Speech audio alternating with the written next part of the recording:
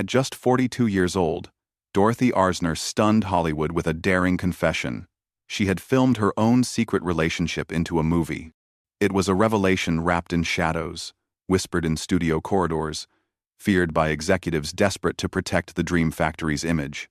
For decades, she had been the only woman directing films in an industry ruled by men, but behind the camera, she carried a truth far more dangerous than her gender. She had slipped her own love story onto the screen. Dorothy Emma Arzner was born in San Francisco in 1897, into a world that was rapidly changing, but still bound by rigid expectations. Her family relocated to Los Angeles when she was young, a move that placed her childhood in the very city that would later become the center of her destiny. Her father opened a restaurant that attracted actors, directors, and writers from the emerging film colony. For a girl with wide eyes and a restless spirit, it was an intoxicating education.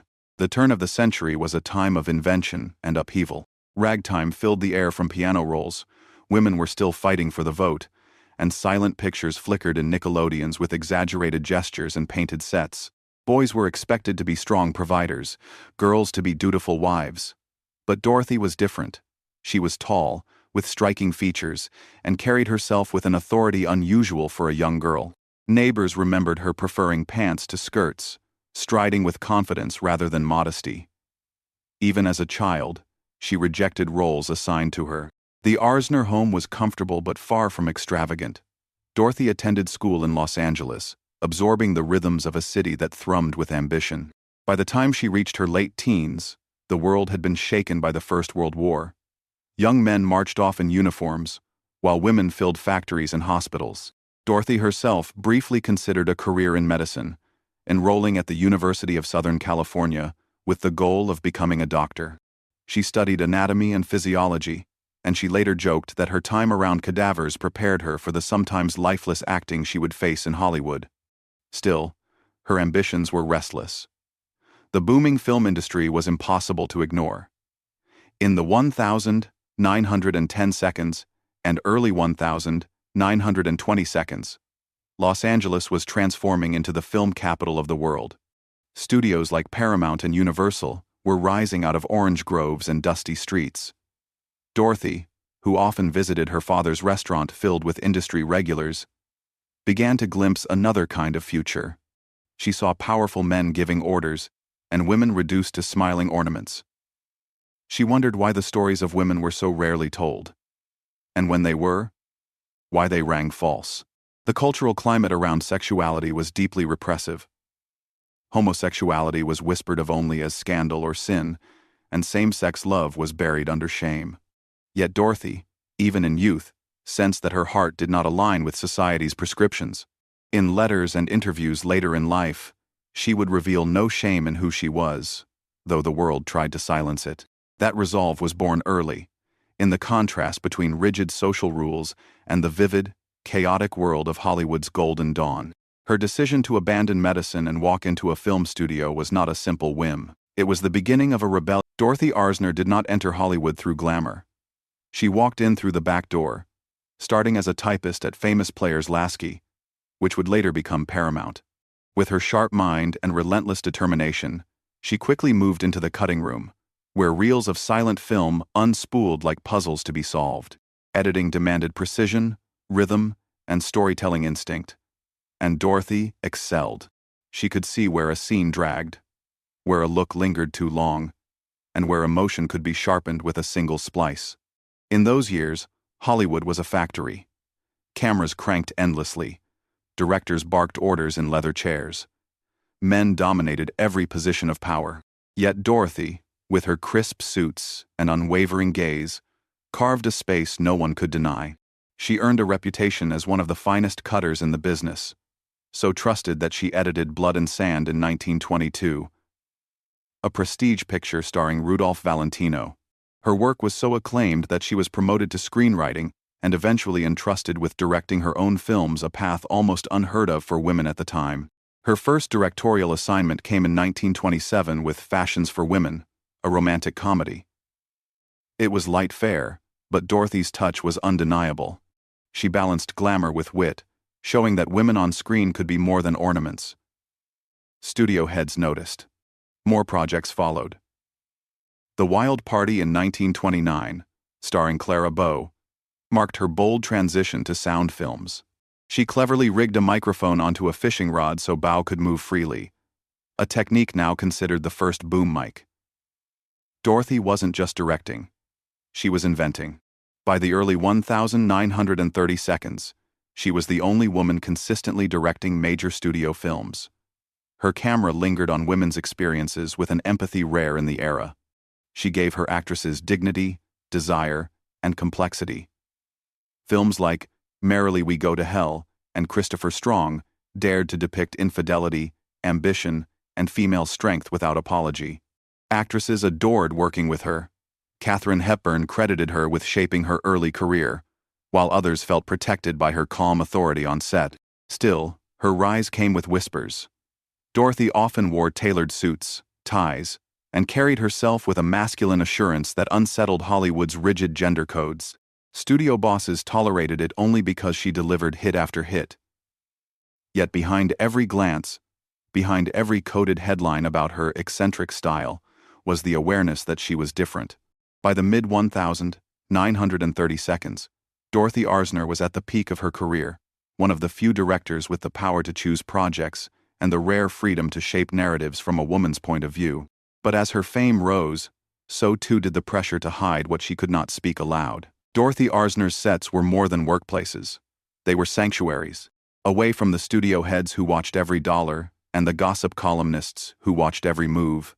Dorothy created spaces where women could breathe, laugh, and be seen. It was in those spaces that her private life quietly intertwined with her work. Throughout the 1930 seconds, Dorothy became closely connected with several actresses. She was rumored to have shared deep attachments with women like Alla Nazimova, the legendary silent star who hosted infamous sewing circle gatherings where Hollywood's closeted women could meet safely. These were not ordinary parties. Behind closed doors in Spanish-style mansions, women wore silk gowns, danced freely, and spoke of love they could never confess in public. Dorothy's presence at such gatherings placed her at the heart of Hollywood's hidden queer network. Her most enduring relationship, however, began in the early 1930 seconds with choreographer Marion Morgan. Marion was older, elegant, and already known for her all-female dance troupe that staged sensual performances inspired by myth and legend. Dorothy and Marion moved in together, living openly enough to be recognized as a pair, though society politely called them companions.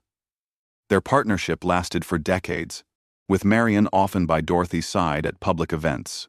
In a town of secrets, theirs was a carefully coded truth.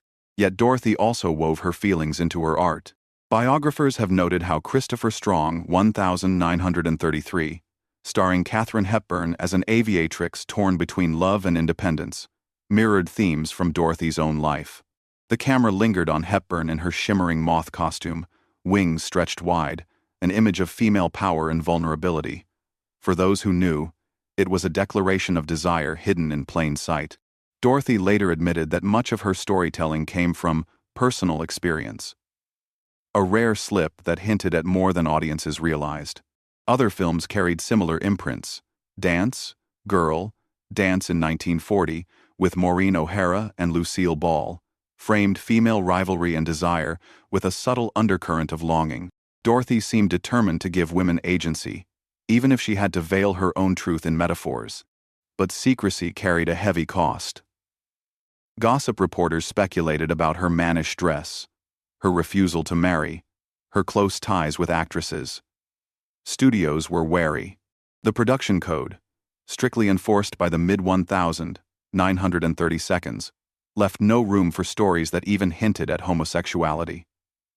Dorothy knew she was treading a dangerous line, but she refused to conform. With Marion Morgan by her side, and a circle of trusted friends who understood, Dorothy continued to navigate Hollywood's glittering surface while guarding the deeper truth of her heart. Yet as by the late 1930 seconds, the Dream Factory had grown colder. The Hays Code now dictated what stories could be told, policing morality with an iron grip. Films hinting at forbidden love or ambiguous desire were cut apart or banned. For Dorothy Arzner, who had built her art on the quiet suggestion of women's longing, the restrictions struck like a cage closing. Rumors had long circled around her. Studio executives praised her talent, but whispered about her eccentricities. The press described her in coded terms: independent, unconventional, masculine. These were polite veils over a truth no one dared print. Every time she appeared in a tailored suit, every time she walked into a premiere with Marion Morgan, the risk of exposure deepened. The pressure began to mount. Paramount grew uneasy with her authority and the undertones in her films. Offers for projects slowed. By the time she directed Dance Girl, Dance in 1940, her style was seen as out of step with a changing industry. The studios wanted glossy escapism during wartime. Dorothy's stories, filled with female tension and hidden defiance, felt too sharp, too dangerous. Her personal life was not untouched. Marion remained loyal, but Dorothy felt the walls closing in. Friends warned her to be cautious. A careless word to the wrong columnist could end her career. Others in Hollywood had already been destroyed by innuendo alone. Dorothy's health began to suffer under the strain. She endured fainting spells, nervous exhaustion, and long periods of retreat from the studio lot. Finally, in the early 1940s, Dorothy stepped away. The official story was illness, exhaustion, and a need for rest. But those who knew her whispered that she had been pushed out by an industry no longer willing to tolerate her presence. After more than a decade of directing major films, she found herself sidelined, her career abruptly silenced. The fall was devastating. For a woman who had once stood as the only female director in Hollywood, the isolation was sharp. Her creative voice, once heard in the laughter and tears of audiences, was reduced to silence. At her lowest point, Dorothy confessed privately that she wondered if the industry had used her until it no longer needed her, and then cast her aside because of who she was. The crisis marked the end of her studio career. Though she would live many more years, Dorothy Arzner would never again direct a major Hollywood film. After the crisis of the early 1940s, Dorothy Arzner did not vanish. She simply turned her creative energy elsewhere. Retreating from the glare of Hollywood, she moved into teaching, mentoring young filmmakers at UCLA.